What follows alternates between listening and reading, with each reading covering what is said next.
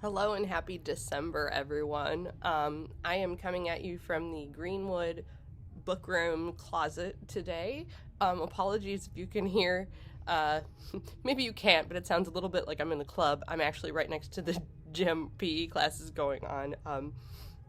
It's pretty fun. I like to hear it going on. Wanted to talk about December newsletter. I'm doing this a little bit early because we're leaving for break. Only got a few days left.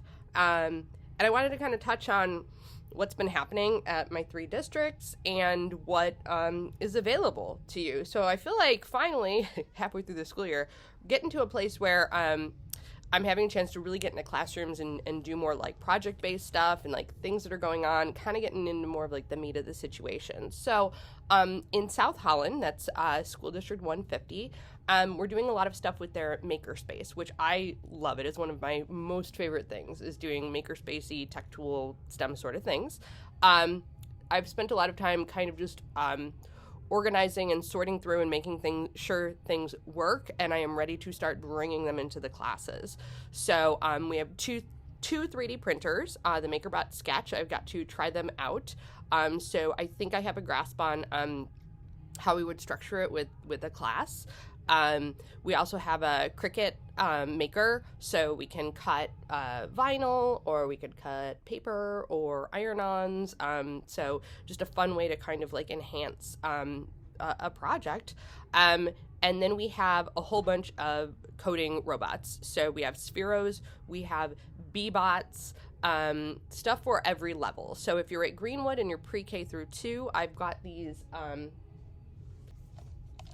B-bots, and I would love to bring these into your pre-K through 2 classroom, so we could learn some really simple, just basic coding, following directions, programming type things. And with my older grades, we have Sphero robots, yeah, basically just come to me with your ideas, and we'd love to work something out. There is a list coming out soon to all South Holland teachers of what is actually available, like what we have, what's there, and then feel free to sign up for an appointment and we can brainstorm and try to find ways to bring it into your curriculum just to make things more exciting and more engaging. At Sandridge, that's 172, let's get creative. Basically, Sandridge, you don't have an art teacher.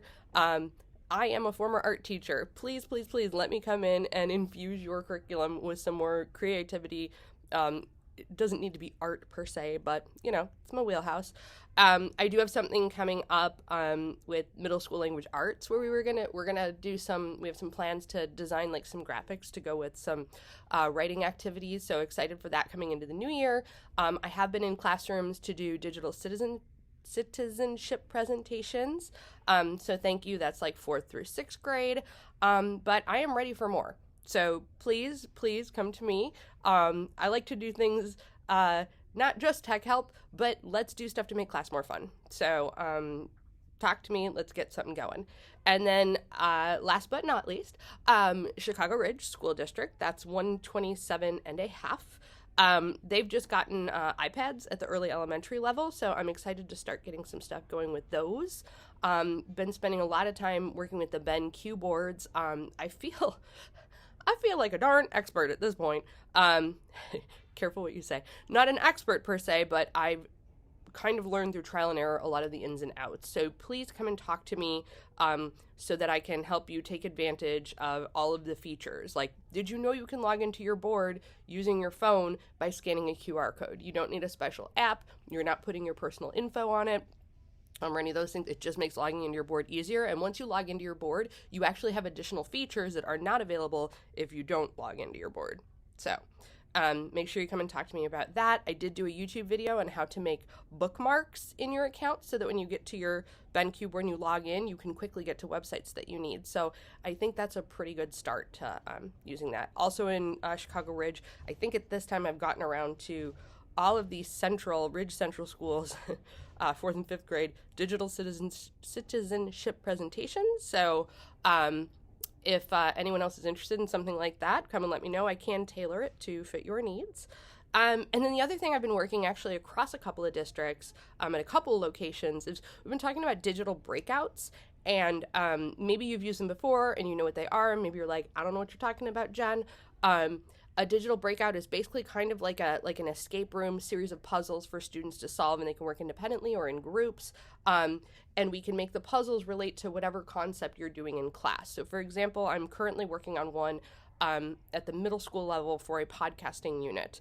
So just kind of a fun sort of culminating activity for students, not only just to kind of like check for comprehension and things like that, but by answering the questions correctly, you're able to break these like digital locks or metaphorical locks, and then it takes you to the next question, to the next question, to the next question. So kind of fun, pretty motivating. A lot of students really like these sorts of things, and there are a lot of pre-made ones online, but I can actually help you kind of customize and make your own if you're a super nerd like I am, having so much fun doing that. So that's just a bunch of ideas of things that are coming up, and I would love to partner up and help you with. So please come to me with your ideas, and I'm pretty excited about what's to come in the new year. So have a safe and healthy and happy holiday winter break. We'll see you soon.